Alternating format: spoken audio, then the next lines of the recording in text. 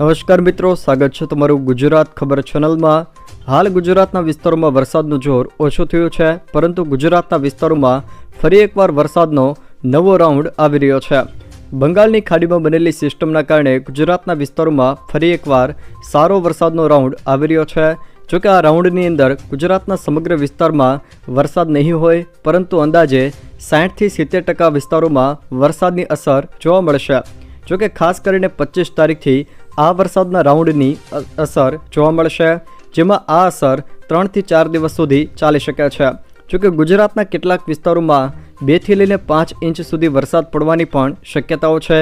જોકે આ વરસાદના રાઉન્ડમાં ઉત્તર ગુજરાત, મધ્ય ગુજરાત, દક્ષિણ ગુજરાત અને દક્ષિણ સૌરાષ્ટ્રના ભાગોમાં વધુ વરસાદની શક્યતાઓ પણ રહેલી છે। જોકે આ વરસાદનો નવો રાઉન્ડ આવી રહ્યો છે, તેમાં ગુજરાતના કયા વિસ્તારોમાં સારા વરસાદની શક્યતાઓ છે અને કયા વિસ્તારોમાં સારી એવી વરાપ જોવા મળશે, એ તમામ માહિતીઓ વિશે વિડીયોમાં આગળ વાત કરીશું, તો છેલ્લે સુધી જોતા રહેજો। તે પહેલાં તમે મારી ચેનલમાં નવા છો તો ચેનલને સબસ્ક્રાઈબ કરી લેજો, જેથી મારા આવનારા તમામ વિડીયોની માહિતી તમારા સુધી પહોંચી શકે છે। મિત્રો, વરસાદનો નવો રાઉન્ડ આવી રહ્યો છે, તેમાં રાજ્યમાં 25 સપ્ટેમ્બરથી 3 થી 4 દિવસ સુધી ચાલે એવો વરસાદનો રાઉન્ડ આવી રહ્યો છે, જેમાં અંદાજે 60થી 70% ગુજરાતના વિસ્તારોમાં આ વરસાદના રાઉન્ડની અસર જોવા મળશે।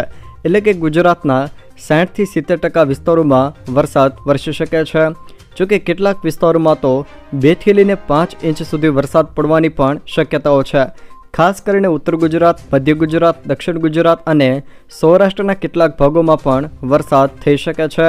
તારીખ પ્રમાણે જો મિત્રો વાત કરીએ તો ખાસ કરીને 20 તારીખે સૌરાષ્ટ્રના ભાવનગર તેમજ દક્ષિણ ગુજરાતમાં વલસાડના કેટલાક વિસ્તારોમાં સામાન્ય છાંટાછૂટીથી ઝાપટા વરસી શકે છે। 21 તારીખની જો વાત કરીએ તો 21 તારીખે પણ ભાવનગરના કેટલાક વિસ્તારો, જ્યારે નર્મદા, ડાંગના કેટલાક વિસ્તારો અને વલસાડના કેટલાક વિસ્તારોમાં સામાન્ય છાંટાછૂટીથી ઝાપટા વરસી શકે છે।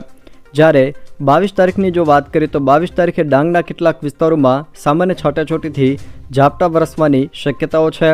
23 તારીખની જો વાત કરીએ તો 23 તારીખે ખાસ કરીને તાપી, ડાંગ, વલસાડના કેટલાક વિસ્તારોમાં સામાન્ય છાંટાછૂટીથી હળવા ઝાપટા વરસી શકે છે।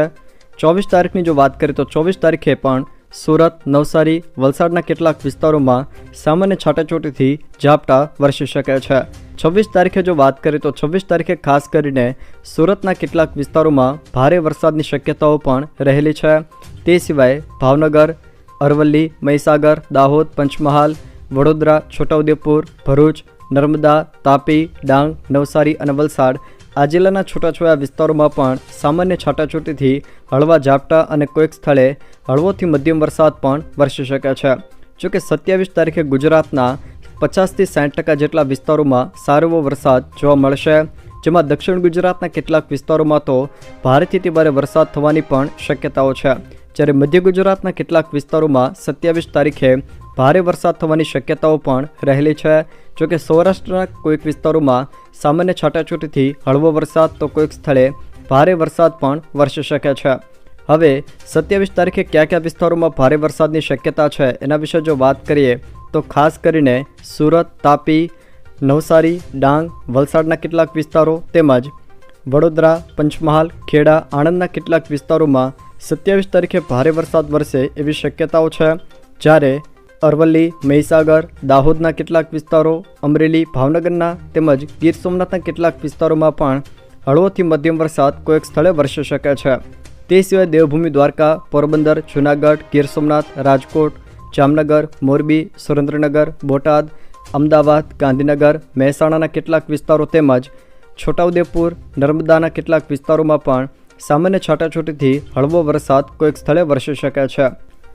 28 તારીખે પણ દક્ષિણ ગુજરાતના કેટલાક વિસ્તારોમાં ભારેથી અતિ ભારે વરસાદ વરસવાની પણ શક્યતાઓ છે। વલસાડ તેમજ નવસારીના કોઈક વિસ્તારોમાં અતિ ભારે વરસાદ વરસે એવી શક્યતાઓ પણ રહેલી છે।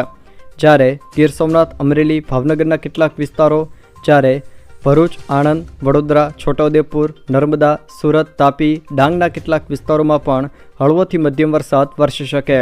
તો ગીર સોમનાથ, જૂનાગઢના કેટલાક વિસ્તારો, રાજકોટ, બોટાદ, અમદાવાદ, ખેડા, આણંદ, પંચમહાલ, દાહોદ, મહીસાગર, અરવલ્લી, ગાંધીનગરના કેટલાક વિસ્તારોમાં પણ સામાન્ય છાંટાછૂટીથી હળવા ઝાપટા વરસી શકે, જ્યારે કોઈક સ્થળે હળવો વરસાદ વરસે એવી શક્યતાઓ પણ રહેલી છે।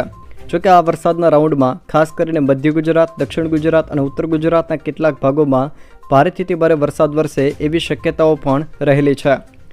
જો મિત્રો આ વિડીયો તમને પસંદ આવ્યો હોય તો વિડીયોને લાઇક કરો, તમારા મિત્રો સાથે શેર કરો અને જો તમે અમારી ચેનલમાં નવા હોવ તો ચેનલને સબસ્ક્રાઈબ જરૂર કરજો, જેથી મારા આવનારા તમામ વિડીયોની માહિતી તમારા સુધી પહોંચી શકે।